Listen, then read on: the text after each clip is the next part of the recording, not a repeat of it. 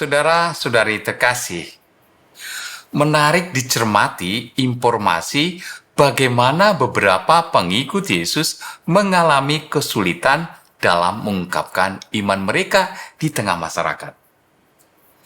Ada yang rumah ibadahnya ditutup, ada yang diganggu, dan ada pula yang mendapat gangguan selama merayakan ibadah. Tidak cukup gangguan terhadap rumah ibadah, kita juga mendapat informasi bagaimana orang-orang melakukan kegiatan ibadah di rumah dan tetap diganggu dan dilarang. Begitu ditakuti atau begitu dibencikah kehidupan seorang pengikut Kristus sampai orang lain menghambat orang-orang yang mau memuji Kristus dalam ibadah mereka. Kalau melihat sejarah gereja, maka kesulitan, penderitaan, dan tantangan sebagai murid Kristus rupa-rupanya sudah ada sejak awal mula kekristenan, bukan sekarang saja. Kesulitan-kesulitan itu terus berlangsung sepanjang zaman sampai hari ini. Apakah memang orang-orang beriman kepada Kristus harus mengalami hal tersebut? Apa yang membuat orang-orang tidak menyukai pengikut Yesus? Jawabnya ada dalam Injil hari ini. Yesus berkata, "Jikalau dunia membenci kamu, ingatlah bahwa ia telah lebih dahulu membenci aku. Sekiranya kamu dari dunia, tentulah dunia mengasihi kamu sebagai miliknya. Tetapi karena kamu bukan dari dunia, sebab aku telah memilih kamu dari dunia, maka dunia membenci kamu."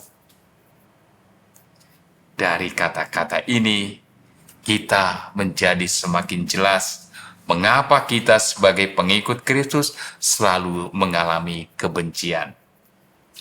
Kita dibenci bukan karena apa-apa, tetapi karena identitas kita, yakni sebagai orang-orang yang dipilih Yesus menjadi pengikutnya. Identitas kita sebagai seorang Kristen.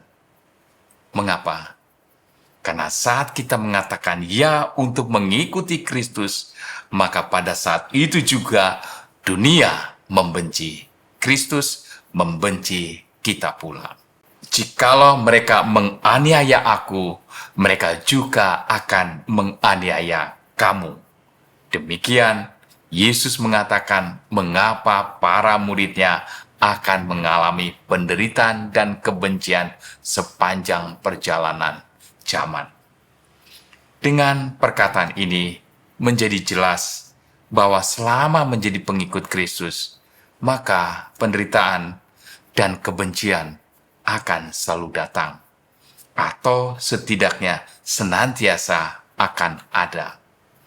Ini konsekuensinya sebagai orang yang beriman kepada Kristus.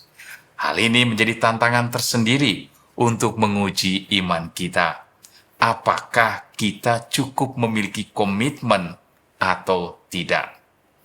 Karena jika kita melepas iman kita, bisa jadi tawarannya adalah kehidupan yang lebih menyenangkan, kehidupan yang lebih baik, karir yang cemerlang. Suatu tawaran yang menggiurkan, suatu tawaran yang melegakan. Tetapi, maukah saudara melakukannya? Maukah saudara meninggalkan iman saudara hanya untuk hal-hal yang demikian? Saya yakin jawaban saudara tidak. Karena dalam penderitaan, kita akan menjadi semakin tahu dan semakin mengalami Allah kita adalah Allah yang kuat. Allah kita adalah Allah yang luar biasa. Tuhan memberkati.